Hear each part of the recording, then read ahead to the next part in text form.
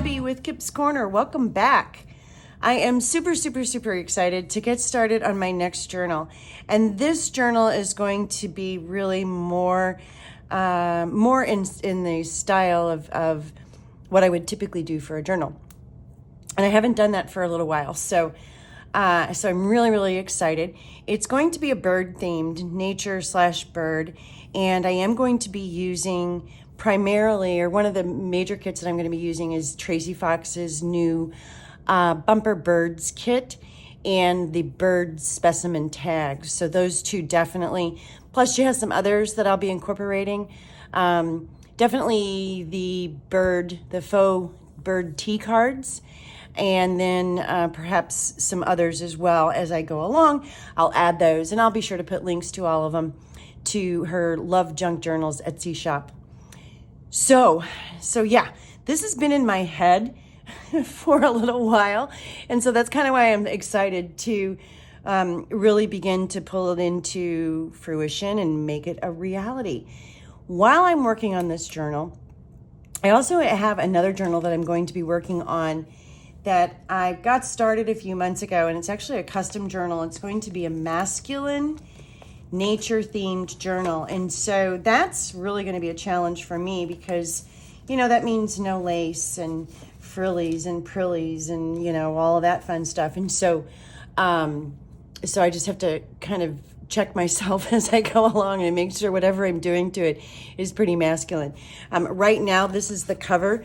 I've got it kind of nice and grungy. It's a tweed. It's a navy blue tweed, and it's got dirt on it, and not really dirt, but it hopefully looks like dirt. And I think I'm going to do, I don't think I'm finished with the cover yet. I think I'm going to do one more thing to it that I have an idea for. But the inside, I'm really ready now to get started on the inside of this as well. So this is a nature-themed masculine journal that I'm going to be working on the insides at the same time that I'm working on the insides of this journal. This one is an interestingly odd shape, and I'll tell you why. It's 9 inches tall, but front bookboard is 7 3/4 inches. So it's going to be a nice size journal. I think that's about 1.5 inches. And it's about 1 3/4 inches. I couldn't decide if I wanted to do an 1.5 inch spine or a 2-inch spine, so I met myself halfway in the middle, and it's 1 3/4 inch spine, curved spine. So let me tell you what I'm going to do. I know you're looking at this and you're like, what am I looking at? You're looking at the very beginning. I've got the first couple of layers down, and I've been playing with what the top is going to be. And these are pieces of balsa wood that I've cut to different sizes, and they're not going to just be balsa wood on top. So let me explain. First off, I started, after I cut my book boards, I covered it with the fabric. This is a beautiful fabric. If I can find a piece of it around here, I think I might have actually already put it away. Surprisingly, surprise, I cleaned my desk off. Yep, I don't see any. Anyway, it's a really pretty blue fabric. And what I did as I was laying it down is I just wrinkled it and scrunched it as I went along. The idea is, now if you go back to what I just said about the kits I'm going to be using birds. This theme is birds and nature. And I want the cover to look like a bird's nest in a weird sort of way. I hope this is making sense, and hopefully it will when I'm done. This crinkled fabric through here, and I saw this idea on a journal that I think it was Michelle Scott had made, and she did it completely different, of course, but the idea of wrinkling the fabric came from her. So thank you, Michelle. Then what I did is I went over and I dry brushed it with some white gesso, lightened up that background. This is a dark navy blue fabric. And then I went in and dry brushed it with a burnt umber acrylic. And then I took some grit paste and I mixed some paint into it, sort of that, and got I forgot what color I used. I think it was sienna. It kind of I got it to a rusty look. And then I went back over and just dry brushed a couple spots with that grit paste. So there's a little bit of this texture here. It almost looks like kind of pieces of dirt. And the idea behind this is that this is, you're seeing from the inside of the nest out. These are tree branches where the brown is, and then the blue is the sky. I don't know, it might be a little far-fetched, but that's where my head was when I was creating it. so we're gonna go with that. Then I decided that I wanted to put some hubs on it, but I didn't want to put the hubs underneath. I wanted the hubs to be made out of a material that sort of went with my idea of like bird's nest, that rustic look. And so I used jute and twine, and I put 3 strips of the jute together and then wrapped them and then attached them. So I've got these hubs here. And at first I just only had 3, and I had them spaced. Really, this one was covering something underneath, you know, because I do that, right? Cover up your mistakes. And it just looked a little weird, and so I went ahead and put a 4th one on, and so they're all spaced. The space between the edge and the first ones is the same, and then this middle spacing is the same, and then this was what was left over. So I kind of went like that. Not that you wanted to hear all of that, but you did anyway. Okay, next up, we'll undo this. This label is going to get covered. So yeah, this is the part of, you know, it's torn. This was the front of an old ledger, and really old. And so what I did first was went in and did some repair. Some of the layers were kind of coming loose here at the corner. I put some thin matte gel medium between the layers to reconnect them. And then I coated the whole thing with a heavy matte gel just to seal it so that it was more protected and not quite as vulnerable. It was kind of in a spot where it was starting to fall apart. Actually, before I put the matte medium on it, I put a coat of a liquid, a thinned down, watered down coat of umber liquid acrylic. And I did that because what it did is it just brightened the whole piece. It just brightened it up. So it has that little bit of a goldish tint to it, and then beautiful marbling. Okay, so that is totally affixed. So that's the first, what is that, 3 layers. We had the fabric, and then we had the dry brushing, and now this is on this layer. Okay, next, here, let me pull these pieces off. I did take a picture of my little playing around here, and I'll put them back as we go. Next layer, this is the cover of this really, really neat, it was like a ledger / diary kind of book that I got from an online estate sale. And I just fell in love with the plaid. You know, and this just arrived. The cover was not completely loose, but pretty loose.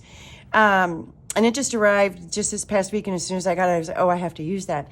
And so that's going to be here. But here's what's really, really cool about this cover is when you flip it over, it has this gorgeous, this is all, I didn't do anything to it. This is all the way it was. And it's got this beautiful handwriting. I don't even know what it says, doesn't matter. It's actually talking about within warrant to directed of have attached, whatever. That's not the point. It's beautiful handwriting. And so when I saw that, I was like, oh, well, that's really pretty. I love that. I love what's going on here. Again, this was all the way it came. I didn't do anything to it. I didn't grunge it up at all. But then it's like, oh, well, that's pretty cool. This tape is real tape. Real. That is not, that's not tape that I altered with alcohol ink, which I probably am going to do some more, but that was all real. All of it just is. So I decided that I can't do that. I can't glue this down like this. My heart just won't let me. So what I'm going to do is I'm going to hinge this. I'm going to put this cover here, and I'm going to hinge it so that when you lift it up, which is why I'm not worried about this sticker here, there'll be something, I don't know yet what, I'm still working through that, but there'll be something right here that's revealed when you lift this up. So that's going to be hinged. Okay. Then on this one, same thing. Some of the layers, you know, these are book board, you know, it's paper. And some of the layers were just starting to thin out a little bit. And so I kind of got some glue up underneath there to the degree that I could. And then I coated the whole thing, and the tape was also starting to come off. So I got some glue up underneath the tape a little bit, then coated the whole thing with a heavy matte gel medium. So it's protected, it's got a sealant on it. And that's where we are so far. Okay, then what I want to do is I want to take, can you tell I'm having fun? This is fun. I hope that my explanation is going to make sense, or that you can envision it with me. But if not, watch this video and listen to me describe what I'm going to do. And then when I'm done, come back and watch the video when I show the cover completed, and tell me if you think I did a good job of explaining what I'm going to do. Okay, so then what I've got is a bunch of pieces of, this is just balsa wood. It's not, I haven't like sand, you know, I need to sand it down just a little bit, but I just cut it with a regular box cutter utility knife into different size squares, but the sizes all work together. So like this is 2 by 2, this is 2 by 4. This is actually, I think 1 3/4 by 1 3/4. You get the idea. And so I've got these pieces. And so then I started playing with, okay, how do I want to arrange the pieces on this book board? And then these will be adhered down to the face here. But on top of these is where I'm going to have some fun. Each one of these pieces individually, I'm going to work on separately and then pull them together into one visual. And that visual is theoretically is going to sort of be like a bird's nest. And by a bird's nest, I mean, and I think of, you know, not all birds do this, but some birds, you know, they'll grab things, shiny things, and just stuff to create their nests with. And obviously twigs and mud, and I'm not going to add any mud. That's kind of what that was, sort of. It's not mud, but I tried to make it look like mud.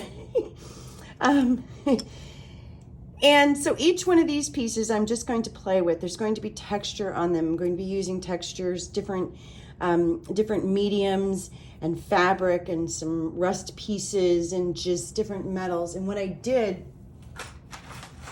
is I just created my little box of goodies to play with. And so I've got rusty paper clips in here, some metal pieces. I've got some of these old pieces of, this was from one of those wooden rulers, old wooden rulers, you know, the ones that folded out. There's some rusted brads here. I've got a little watchmaker's vial that has some watchmaker parts in it. Those look like hands. So I've got one of those. Some pretty, this is one of the flourishes from the new Tim Holtz metal flourishes. Some rusted, what are those? Yeah, nuts. Here's another metal piece, some clips, just some things that I've gathered. This is a watchmaker's coil, and I'm not going to open it yet because when I do, it's a piece of metal that just uncoils. I've got some numbers. Here's some metal numbers in here. And keys. These are real live vintage old keys. I've got, I think, one or two of them in here. Just a piece of metal. I'm not sure what that is. Another metal. Yeah, so you get the idea. This is a optometrist glass lens, old-fashioned. That'll be probably on there somewhere. So basically I've just gathered just a few, not a lot, but plenty, way more than I'll need, of pieces to play with. And then each one of these is going to be an assemblage with mixed media textures and layers and fabrics. Then I've also got a few fabric clusters that I've been working on that I've just done some slow stitching to. Here's one, you know, and I'm keeping these strings stringy, and this is a mess, and sloppy and just fun and cool. And the colors I've used on these are the blues and the browns. Again, tying all of the colors in together. Here's another very poorly done, just a whole bunch of stitches on there with a few, looks like there's there's 4 layers, three layers there. And then these pieces will be incorporated in, perhaps, who knows, you know, on the individual pieces. So I've got that one, this one, let's see. This is the one I'm working on now that has, it looks like there's 4 pieces here. This is a piece of suede in the back. And I'm just putting little cross stitches on top of these little bubbles on this fabric. So that's being worked on. And then here's one that I just got pinned. So again, you can begin to see the blues, and this is fabric that's all ripped up, you know, that you know, maybe I'll stitch some repairs in it. Not that birds gather fabric pieces, I don't know, some of them may, but I think it just helps tie it all into that sloppy fabric cluster pieces. And then any I don't use on the cover, I may use somewhere inside as well. So I've got, I don't know, I think I've got like 6 or 7 of those ready to play with further and finish up and sew. So that's it. And then somewhere on here, I'm going to use this plate that says, use your wings. I don't know that I'll keep it silver. I really do think that this piece is screaming at me to have brass accents, and the hinge that I'm going to use is actually brass. So that means I will probably be doing something to this to change the color. Don't know yet, not that far, but that's it. Yeah, that's what I'm doing. That is going to be the, let's just call her, use your wings. Use your wings. It's a neat message, and I absolutely love, I love creating nature-based, nature-themed journals. That's my jam. And I already have a tag that I made quite a while ago, but this is going to sort of be my inspiration for some of what I'm doing on here as well. Also with the blues and the browns connected with a touch of green in there. Lots of rust pieces, some natural wood pieces. I'll use some rusty fabric and that kind of thing. So this tag is going to sort of drive me as I create so that it works. These all work together. I hope that makes sense. It's weird that you do a tag first, and I did not do that intentionally. I had no idea that I was going to do this journal when I did this tag, and but it actually, truthfully, thank you, Tracy, because as soon as I saw bumper birds, I knew immediately that's when my brain started clicking. I saw that kit, and that inspired me to get here, where I am so far. This is about as far as I've come, other than knowing that I'm going to play with the individual pieces of balsa wood and create individual kind of fun pieces.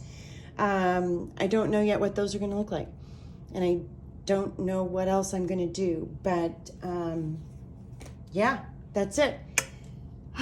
So this is a short video because that's all I have to show you. But I am going to begin, actually I'm going to set this aside and start focusing my attention on these pieces. I think I'm going to start with coloring them. Start with a base color that'll be the same on all of them, and then from there I'll set them aside and try to work on them one at a time so that they don't look alike, if that makes any sense. That's the way my head works anyway. And along the way, the idea is I'm going to take my time with this journal because I really want it to be something special, because in my head it is it's something special. And so this will probably be I will try to put videos together weekly, but it'll probably end up being my May Design Team project, just because I don't do journals quickly, and I'm especially not gonna rush through this one. So that's it. That's my update. That's what I'm doing. And so I will be back with more on Use Your Wings. Thank you so much for joining me. Bye.